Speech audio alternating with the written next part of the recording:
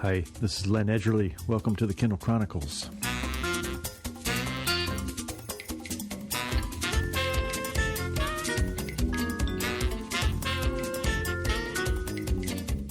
Today is July 3rd, 2020, and I'm looking out at the ocean here at Ocean Park, Maine. Tomorrow is the 4th of July, and as is the case most everywhere, the Ocean Park 4th of July parade is going to be not really canceled. They've done something pretty creative here. Ocean Park is a little village adjacent to Old Orchard Beach, which is a much larger resort, and they have a fabulous parade every year. And for the past several years, I've been a proud member of the Ocean Park Marching Kazoo Band, and we perform patriotic songs as we march through the really packed streets of the little village. And it's great fun. Well, this year, no parade, of course, but there is going to be the opportunity for people to drive something like the parade route or just drive around Ocean Park, and other people will be sitting on their porches waving and doing things, and we proudly are putting up that we're members of the Ocean Park associations. I wrote a song about Ocean Park, the Ocean Park Blues, so I might be performing it on the porch here at the cottage. And it's going to be a day when we're going to see a lot of our neighbors, and there'll be some celebrations. The annual fireworks show has been canceled here, along with, I think, 80% of the rest of the country. But however you are celebrating the 4th of July, I hope it'll be safe, and it'll be a chance to get some forward motion, some hope, some sense that this will lead somewhere, and it's a rough stretch right now, that's for sure. That's why I'm glad to have as my guest for the interview Erin Kodicek, who's a member of the Amazon Books editorial team, and this is a group of book lovers who have what I'm sure many of us would consider a dream job of reading books for a living and then sharing great books with Amazon customers through the Amazon Book Review podcast and newsletter. And they just came out with their best books so far this year. That's something they do each June. And it's a book, it's a list that is, as you'll hear, is informed by the current situation in their choices, and certainly gives a lot of great things to read at a time when I think probably the amount of time we're all reading has increased. After the interview, I'm going to tell you my first impressions of the Echo frames, which, thanks to Jim Jones's generosity, he forwarded the pair that came to him by invitation. I haven't had an invitation, so I've been trying them for the last couple of days, and I'll tell you about that. And before we go, I'll tell you who the guest is going to be next week. So let's start in with the interview. As I said, Erin Kodicek is a member of the Amazon Books team. She joined Amazon in a fateful year, 2007, when I was looking at learning about her online at LinkedIn. It said that's when she came and joined the Kindle team. Well, now the Kindle was introduced in November of that year, so my first question to her when I caught up with her at home this week was exactly when in 2007 did she arrive, and I wanted to find out a little bit about her memories of that pretty wonderful time of the introduction of the Kindle. And then she's been at Amazon ever since, working on the Kindle and then on the books team. So this is, we'll take the Wayback Machine to 2007 and hear what Erin's experience was that year when she showed up at Amazon. I started a few months actually before the launch, and I didn't even know what I was working on. I knew it had something to do with books, and I had to sign, a very large, it was like a celebrity's prenup or something, saying that I wouldn't talk about, whatever it was. So it was a really, really exciting time. I bet. Well, and then as soon as you walked in the door, you found out what it was you were going to be working on, or did they have to run you through an FBI check or two? Finally did. It was funny. I had one of the first projects that I worked on was when you have your Kindle and you want to read a sample of something, that's all automated now. It wasn't automated back in the day. There were people like me that were actually going book by book by book, reading the first part of it and thinking, okay, where is it when you've really hooked a reader? Yeah. And that's where we want to cut it off, so that somebody is going, I got to read that. I got to read the rest of that book. So yeah, there were humans doing that back in the day. So some of the stuff that you were doing as a human is now being done by algorithms and machine learning and everything else. It's the first 2% of the book or something like that. And I mean, it would be impossible to do because there's so many books. There's just no way. It's a fascinating thing just to think of the passage of time and how the Kindle has emerged and become so successful. But can you, if you were to be able to sit down with your 13-year younger self from what you know now, were there any kind of anxieties you had or things that you thought that were really important that in light of what you know now, you'd say, hey, don't worry about this, focus on this? What advice would you give to that person that had just shown up to join the Kindle team? Well, I definitely would have told myself to get more sleep. That would be number one. I would have told myself to buy a case of wine and have that around, all the time. But I think, funnily for us, I think it was a design issue. Like I remember getting, the first Kindle and thinking, this looks like an Etch-a-Sketch. Yeah. And Sony was around at the time. And I thought, this is kind of a more sleek design, but it had cords and stuff sticking out of it. It wasn't something that was wireless. And I remember being worried about that. And it's funny, now today, I still have that Kindle. Yeah, me too. I actually kind of miss it with the scroll wheel. Yeah, I miss the scroll wheel.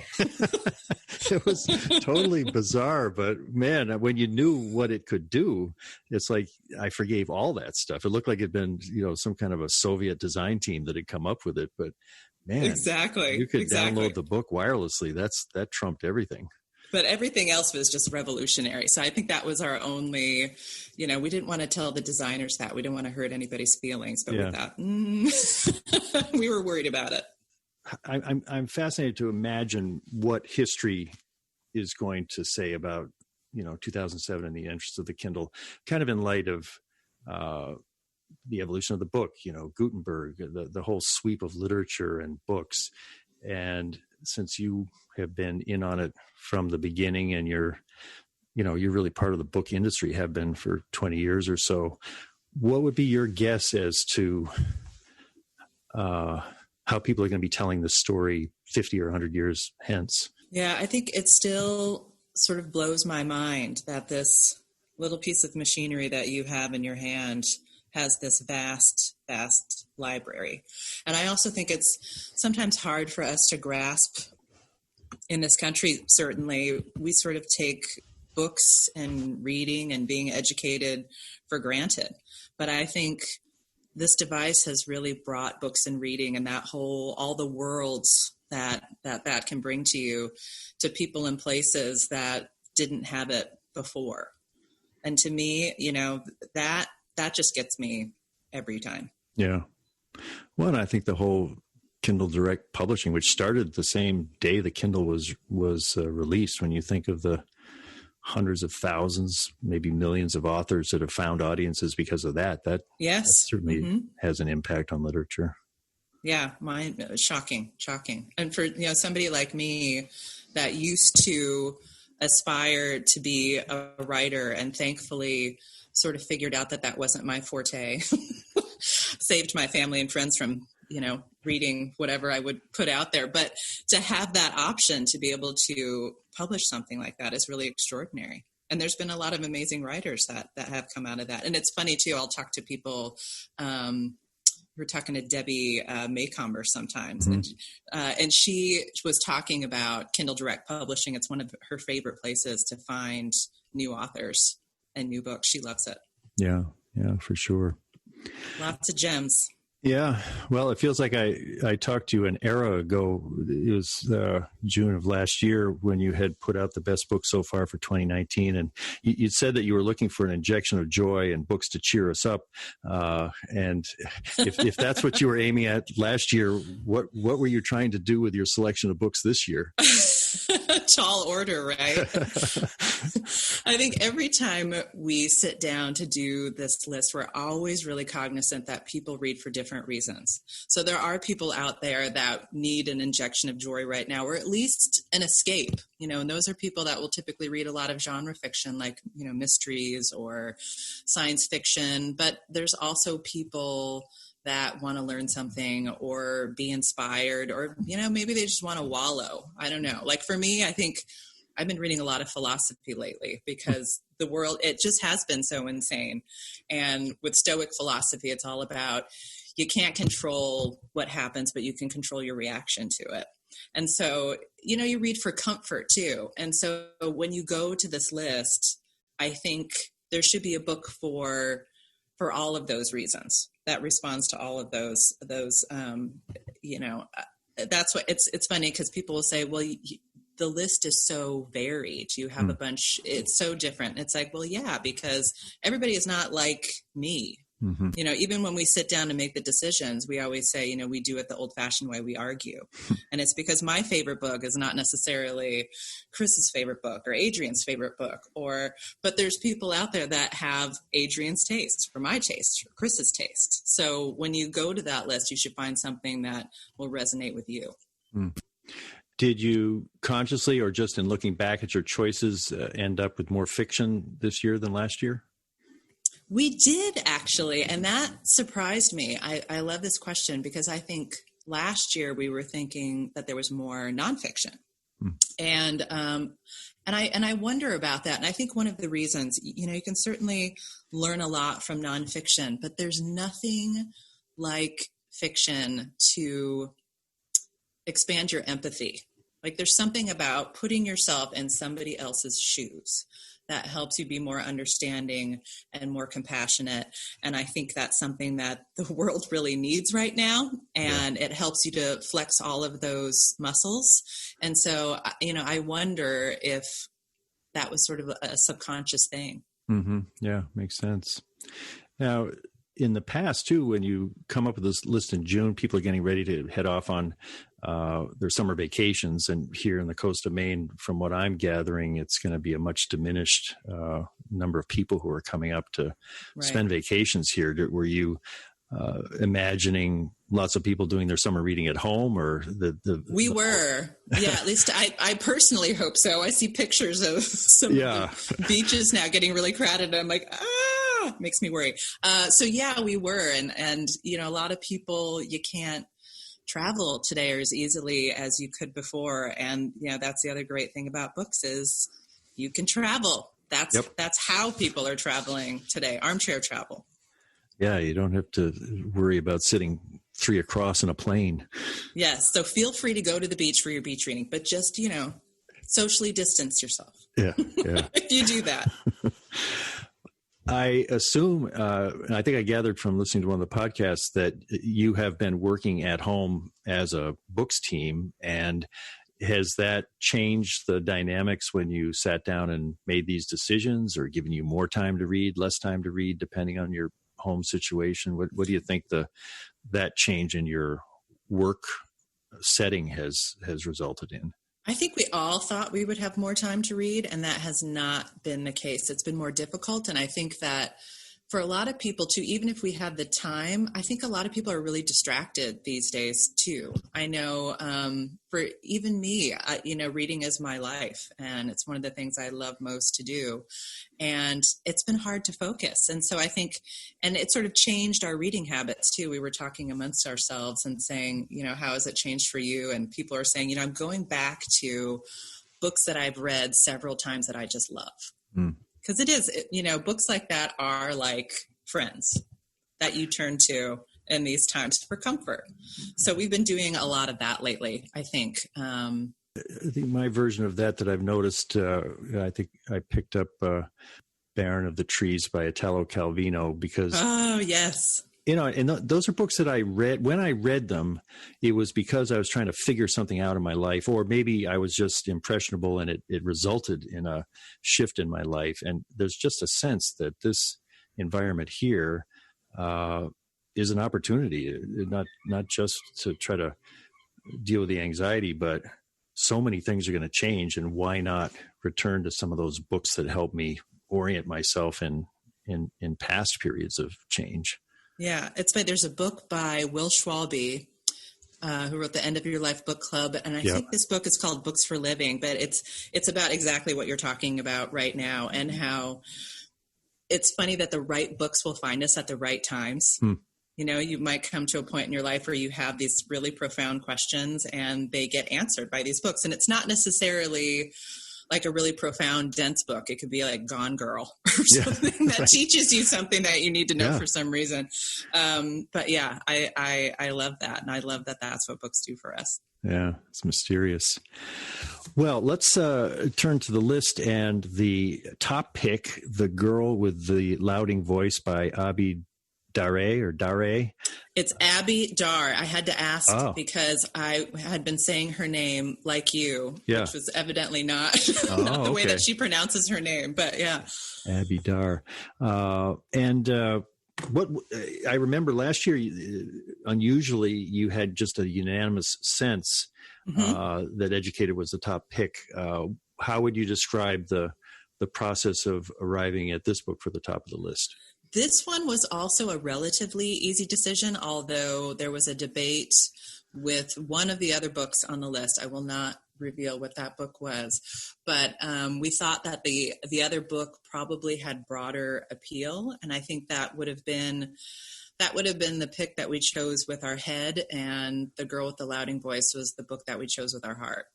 And once it came down to it, we just all loved that book. Every time the title came up, everyone just said, we just love that book. So ultimately, it ended up being another pretty easy decision. Right. And let's share, what's the story of the book? It is fiction, but it was inspired by Abby growing up in Nigeria, and the households there, a lot of them have housemaids, and unfortunately, by and large, a lot of those housemaids are underage. They've been sold into servitude. And when Abby moved to the UK, she was doing some research about it, and she was really horrified to discover that this is still happening a lot today. And so she thought, who are these girls? Who are these housemates? What are their hopes? What are their dreams? And she said it was also inspired by her 8-year-old daughter, who did not want to empty the dishwasher, I think, one day. And she was thinking, if I still lived in Nigeria and I had a child, like, what would her life be like? And so this book imagines what life is like for one of these housemaids who really wants to get an education and has a lot of obstacles in the way of that happening. So it's a really hard read at times, but I think it's ultimately really hopeful and really inspiring. I read some of the sample, and is that dialect, which I assume is the right dialect for the kind of character she's portraying, does that go all through the book, or is that just in the introductory part of it? It does go all through the book, because she is actually, the character is trying to teach herself English, actually, which is part of the reason for the dialect. And the other reason is you sort of forget that the narrator is 14 years old. So there were a lot of things that I was reading and going, well, that's not very sophisticated. And you forget, this is a girl, this is a young girl. And so there's a very specific reason why she uses that dialogue. And as you read more, at first, it can be a little bit jarring to get into, and then you're fine. Cool. And the audio, I haven't listened to the audio yet. My colleague, Sarah Wilson, she loves listening to audiobooks, and she said this one is a really, really good one. Wow. Boy, that'd be a challenge to get that right. Yes. Yeah. Huh. Fascinating. Well, let's go down through the top 10. Number 2 is Hidden Valley Road, Inside the Mind of an American Family by Robert Colker. What's that about? Fascinating. Absolutely fascinating. If you're somebody who was a fan of The Life of Henrietta Lacks, this is that book for this time now. It's about this all-American family. They had 12 kids, and 6 of them were diagnosed with schizophrenia as teenagers. Wow. Yeah. So what we know today about that illness, which is still very mysterious, is mainly from studying this family. And I think one of the more moving things about this book, too, is actually not just the study of the kids that have schizophrenia, but the other children in the family and their experience growing up in a family like that. it's a page turner. It's one of those really narrative driven nonfiction books. Right. The Ballad of Songbirds and Snakes, that's a Hunger Games novel. How does that fit into the series? Yeah, if you're hungry for another Hunger Games novel, this is a prequel, and we were really anxious about this book because with a book that, a series that is this popular, there's a lot of hype behind it, and oftentimes you'll look at it and it doesn't live up to the hype. This absolutely does. So it features President Snow again, which is in the Hunger Games series, and he's 18 in this book. And he's got someone that he has, as a mentee that he's training that is like a Katniss character. She's certainly very different from Katniss, but you still root for her just the same. So it's a great addition to the series and just a fun escapist summer read. Do we know yet whether there'll be a movie of this one? Oh, I would bet. Yeah, I would put money on that. Yeah, that's true. We don't even have to Google it to find out about that. That's a sure thing. Deacon King Kong, that's a novel by James McBride, and I see that was an Oprah pick. It was an Oprah pick, yes. And James McBride, National Book Award winner. This book starts out with this curmudgeon deacon who walks into the courtyard of the projects where he lives, and he shoots the local drug dealer there. And he does this in full view of everyone. And the rest of the book is how that shooting impacts a very large cast of characters, from the people that live in the projects to the cops to the local mob that is there. And when I first started reading this book, there were so many characters that were being introduced every page that I thought, I got anxious, I think in less skilled hands that could really get, confusing. And this doesn't at all. You really get attached to all of these characters, and it's just, they're all very flawed, but and a lot of them are trying to do the right thing, but in the wrong way. Yeah. So you could just relate to them. And again, these are a bunch of characters that you just really root for. It's a wonderful read.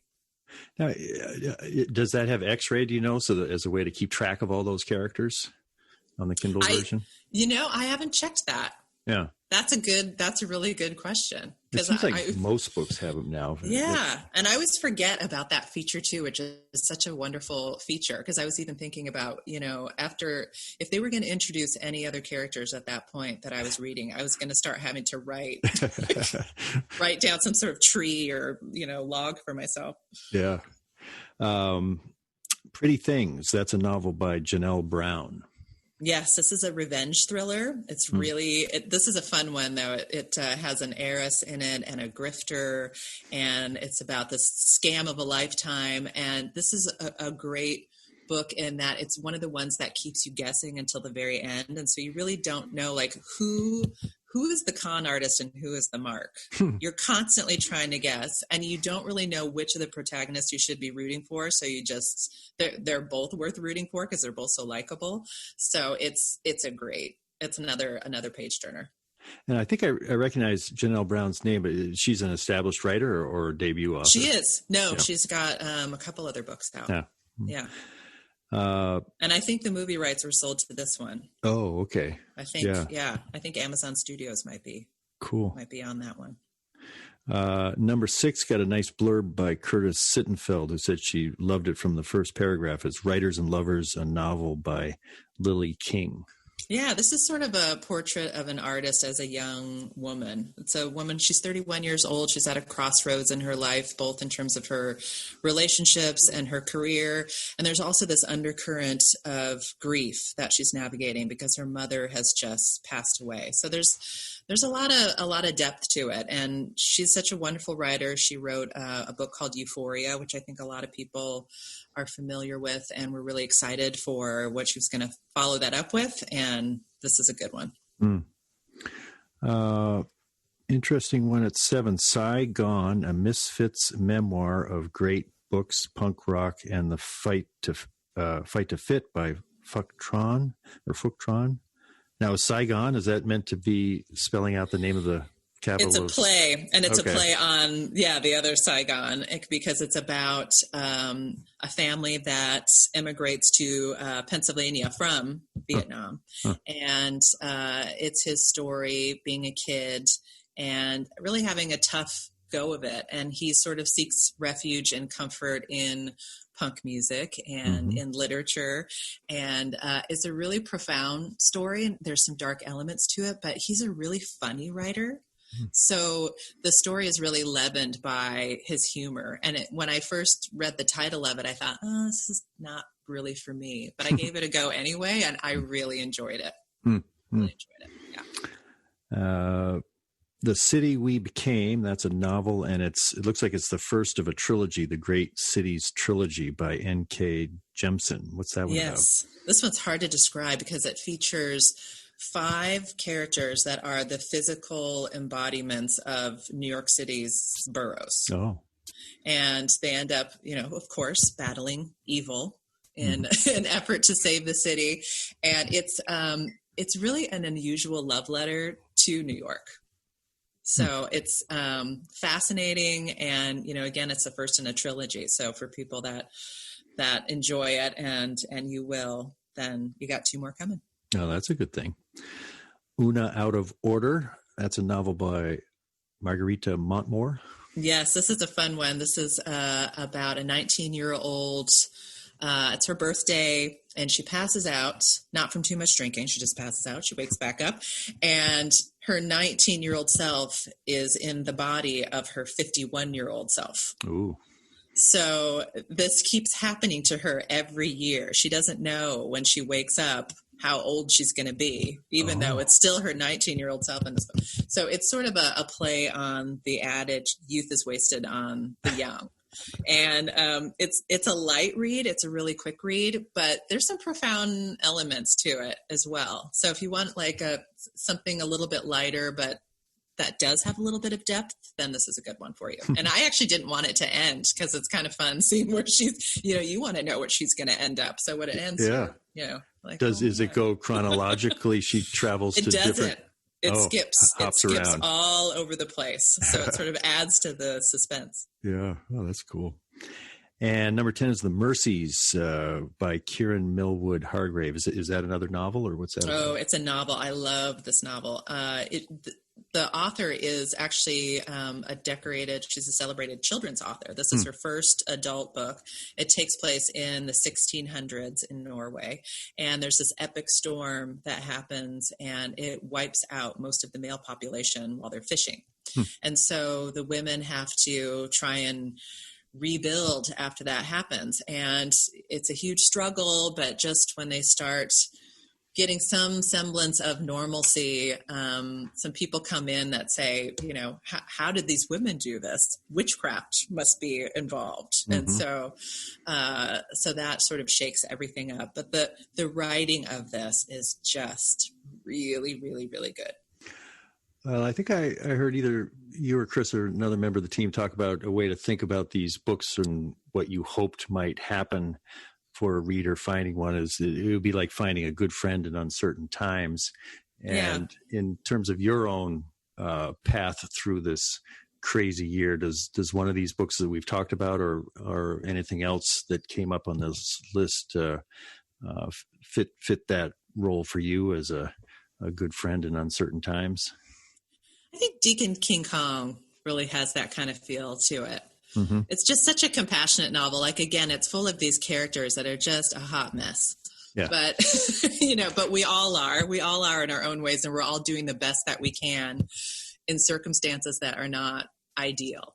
And even though, it's a completely different circumstance what's happening in this book, the feeling of it was just really something very comforting about it. Yeah. You'll at the end of it, you'll be smiling. Yeah. That's a promise worth taking seriously. Yeah. I think the last time we talked, and I've just known that you really, when you make these lists and other ways to point and connect people with books, you're not just sort of expressing your own preferences, which are admirably diverse, but you're hoping that you're putting books out there that will resonate with readers. And when I think of the fact that, when you think of Amazon's customers as the readers, it's sort of basically everybody who's reading books in the US and around the world. Or do you have any more specific kind of machine learning data or a way to really understand that your readers of that buy books from Amazon, they're a little older, a little younger, a little this, little that? Or is it sort of a intuitive, personal sense of the reader that you try to resonate with, or are you actually sort of able to connect with some data that helps you to meet that goal? I think we are an unusual team at Amazon because we are more intuitive, and we're book lovers that are talking to book lovers. And when we're making these decisions, like this list in particular is based off of our best of the month picks. Mm-hmm. And we read books 2 to 3 months before publication. So we have no idea how they're going to sell. We have no idea how it's going to resonate with an audience. And really the only criteria that we have is, what did we love? Mm-hmm. What did we love, and what did we think are going to resonate with readers out there? And with the best books of the year so far, that's what helps us make the final determination, because all of us have personal favorites, and my personal favorite may not be a favorite of my colleague or something. So then we have to sit down and think, well, what do we think customers are going to like? For people that are out there in their book club, what do we think is going to resonate with them? Which, by the way, Una out of order. So there you go. That's a great book club pick. Yeah, but yeah, we kind of go by gut reaction. And then when the list comes out, we're definitely looking at engagement. We're looking at what people are talking about on social media, because I think that's tough. It's tough when you're not, when you're on an online presence, it's tough to create a community of readers. And that's really what we want to do. And so we do rely on that sort of data point as more valuable to us than other data points. Just, is this generating conversation about books, and bad or good? Like I didn't like this at all, and I think you should read this other one. Okay, great. Awesome. And I'm going to read that one too. Yeah. It's still engagement. Yeah, absolutely.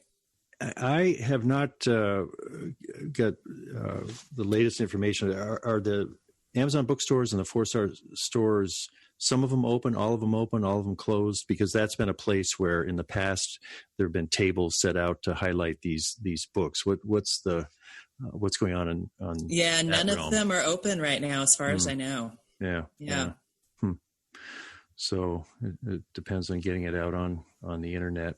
Yeah, it's tough. I think a lot of people have had to get really creative with authors today, because you can't go out on a book tour. You can't have your book featured in a bookstore because people can't shop there right now. So it's changed a lot of things. And a lot of authors even moved publication dates for their books into fall or even into next year. So it's changed a lot of things. And I think we were worried at first about how that might impact this list, and it didn't at all. We, although it was a relatively easy decision in terms of what our number one title was, it was really tough to come up with the overall top 10. And I think it's great that we also have category picks. And so we'll have this overall top 10, but then, through this process of sort of killing our darlings and the ones that didn't make it to the top 10, then they end up in our category list. So if you're somebody that likes literary fiction or history, mystery, science fiction, there's 20 picks in all of those popular categories, and kids books.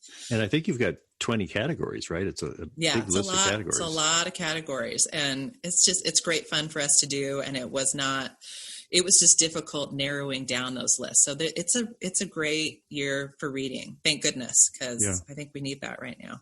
Yeah, for sure. Well, I'll close by asking you a couple of talking shop questions as somebody who interviews authors. And I know a lot of your job, you get to talk to authors. And if you think back over the past year, is there one conversation you had with an author, either for the podcast or for the newsletter, that if you could only save one for posterity, is there one that you just really love doing and think it would be important for people to hear? Yes, I asked Margaret Atwood how to survive a zombie apocalypse. Well, that was my next question. Your best question of an author. What did she say? It had something to do with making sure you have garden tools handy to use as weapons. And also it'd be really handy if you could get to the top of the Empire State Building. But she had a very long and involved answer. It went on for like at least 20 minutes. That's awesome. And she also had some good advice for how to get she told this story about how she forgot her laptop on Air Canada, and it had the Testaments on it before it came out, which of course, yeah. Good Lord. And so she was describing how she got it back really quickly. And I said, well, you're also Margaret Atwood and you were on Air Canada. So I think it'll be easier for you to get it back than most people. But that's right. I asked her what she was so distracted by that she could forget her laptop. And she said that somebody had abandoned a copy of Captain Underpants. It was in the sleeve of the seat in front of her. And so she started to read that and got distracted. So, I said, was it good? And she said, yes, it was very amusing. That is a complete story. That's wonderful. Well, anything else you'd like to mention about the list or things coming up from the books team? Or if people want to check it out, I encourage them to go to amazon.com/bestbooksofar. And we've also got a blog at amazon.com/Amazon Book Review. So you can find, if you want to know what we're doing and what we're reading, then go to that blog, because then you'll find out. There's author interviews and essays and book lists. So lots of great recommendations can be found there. Good stuff. I have been speaking with Erin Kodicek of the Amazon Books editorial team. Thanks very much, Erin. Thank you so much, Len. Amazon makes it really easy to get to the list of the best books so far for 2020. All you do is go to amazon.com/bestbooksSoFar, and I'll also have a link to it in the show notes. You heard the top 10, and it was great to get those thumbnails from Erin. It's that much thought went into the whole list. The rest of the top 20, which is sort of the best of the best, and then as we said in the discussion of it, you can drill down in any category and find books that have been very carefully curated by a team of real intelligent and I don't know that it's a when I've talked to other people on the team, which is now headed by Sarah Gelman, they all love books, and I have that in common with them, and they do have different sensibilities. So I think it's a kind of an artful pairing of people to try to hit that mission of finding books that will resonate with a very wide and diverse group of readers. And that team, I think, started out right with Amazon. I think it goes all the way back to the founding of Amazon. They've paid people to do this, to highlight, which is sort of the flagship product of the company. And they're not touting books they don't give any special preference to Amazon publishing books. And has been noted a couple of times in these conversations, they're not driven by, machine learning and algorithms. They're doing it the old-fashioned way, arguing, but also just going on sort of bookish instincts to come up with these. So in some ways, it's a very un-Amazonian group that is doing this work of pointing us toward books, and it's part of it. I think it's a wonderful thing that Amazon has done so consistently over the years. Highly recommended. Well, let me turn now to Echo Frames, and again, thank you to Jim Jones, who got an invitation and forwarded them to me, and I reimbursed him for it. And I've been trying them. Now, the problem is that to actually use them as eyeglasses, I'll have to get my prescription lenses put into them. And when I called the LensCrafters store at the main mall up here in Portland, that they checked and they said, "Now, what is this now?" I said, "Echo Frames. It's got Alexa in it." And they came back and said, "Well, sorry, we thought we were going to have them, but we don't." So they had decided not to. And this is a difference from when I had Google Glass. I was able to get my prescription lenses put into Google Glass at a LensCrafters store in Denver. So then I called a local optometrist, sort of an independent eyeglass seller place, and they said, yes, we can do it, but you'll have to have an eye exam, because my most recent was like 4 years ago, and we are booking eye exams for like 6 weeks out. And, well, that didn't sound very good. I'll be shopping around. So at this point, I don't have any direct path to getting lenses in them so that I can actually use them. So what I've been doing is I put the Echo frames on, and then I put my regular glasses over them, so I'm wearing two eyeglasses at once. It's not a very sustainable thing, but at least I can walk around a little and try it out. First impressions, some pros and cons to it. The pros are they don't look ridiculous, and compared with Google Glass, which really did look ridiculous, and you're always sort of tapping the right side of the frame, they look they look sort of like the ones that I wear, which are sort of really expensive designer Parisian glasses that Darlene talked me into getting in Denver. And they don't look that much different than that. They're a little bit bulky on the frames because there is some technology, especially on the right side. But they pass the technology that doesn't make you look like a complete nerd test, which I've always realized is important ever since I was riding around Denver on a Segway, and that device did not meet that test, and it's since been retired finally. So that's good. And the sound is intriguing because it does sort of, it goes through the bone in your head. It's not actually touching your ear. Your ear is open, so it's not like an AirPods. And I like that. I like the way the sound is just kind of magically appearing in my head. Now, it's not a real full sound, as Garrett Riley said when we talked to him. It's a little tinny, it's a little thin, but it's not bad, And early when I tried them, I was able to play some music, and it was okay. So that's good. And then the controls are very simple. There's basically an on and an off, and there's a little thing you can squeeze to make the volume go up and down. There's a single light that you can see looking kind of at the top of the frame, and when Alexa's listening, it's a blue light, so you kind of know that she's hearing you. And when you're pairing it, it's a blue and red light. So very simple controls that don't kind of get in the way of the experience.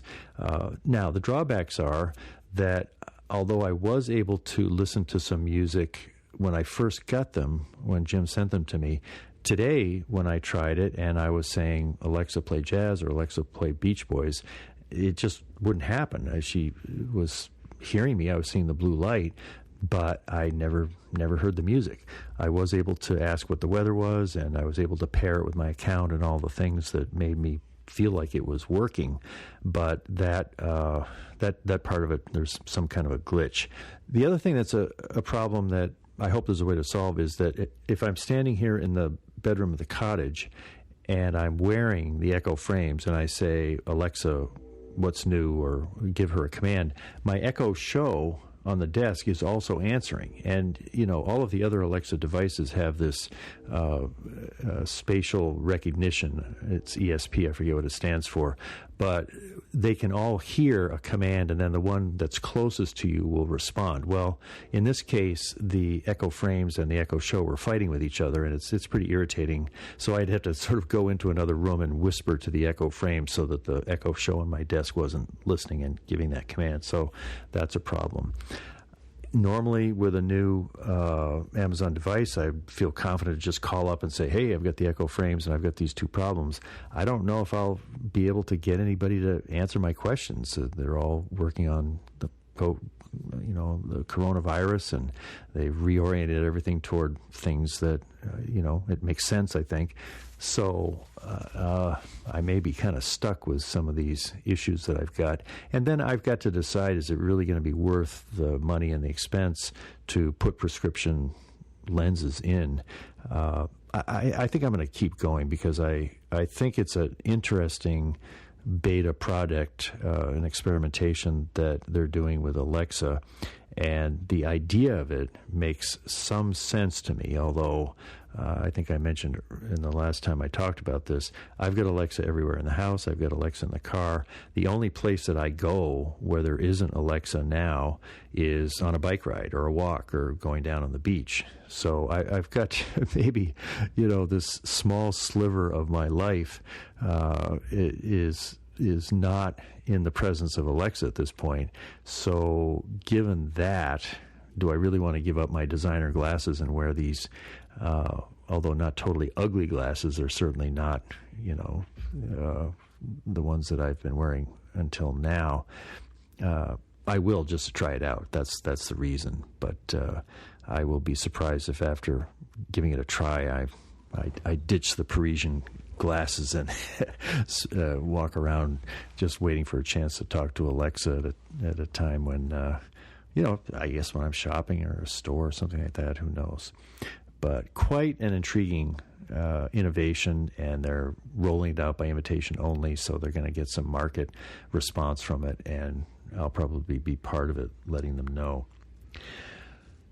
I want to let you know that next week's guest is going to be Tony Zanders, founder and CEO of Skilltype. That's a startup that is advising libraries on how to manage technology. And I heard about him in a tweet by a woman that was praising the company, and she's a professor at UCLA, and she said, "Thrilled to see this Black-owned and led company in the library and information science space, calling all librarian friends. This is a great way to support a project dedicated to empowering librarians of color. Get into it and subscribe." Tony, I think he's from New Orleans originally, and he's now got a position at Boston University. And I did reach out to him and heard back from him, so we've scheduled a conversation on Wednesday. I have two reasons that I'm really looking forward to talking to him. One is I'm always interested in libraries and somebody who is helping libraries to move into the future. What's it look like? What do ebooks look like to him, and those kinds of questions.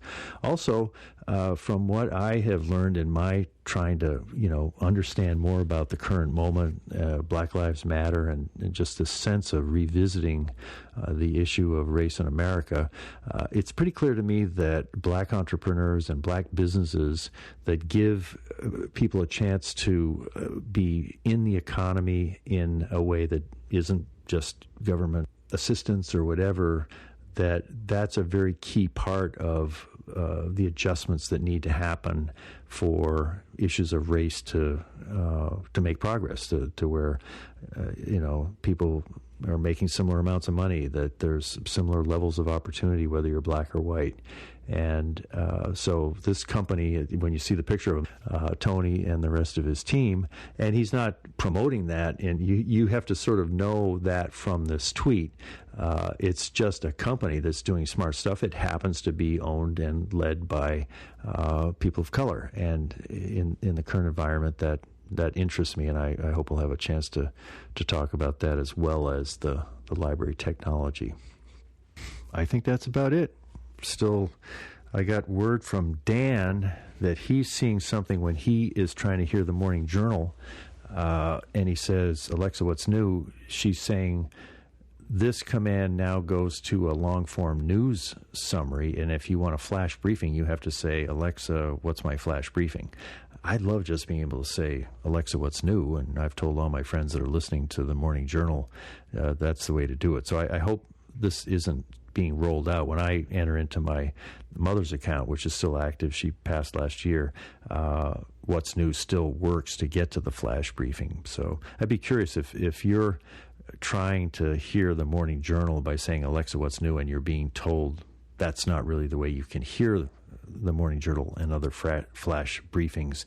I'd be interested in hearing if that's your experience as well. You could send me an email at podchronicles@gmail.com. That's it for this week. It's getting pretty dark out there. You can't see the waves as much. Very stormy last night, but summer's here, and we're really happy to be here, surrounded by family here in Maine at Ocean Park. I really appreciate you taking the time to listen to my show. Bye.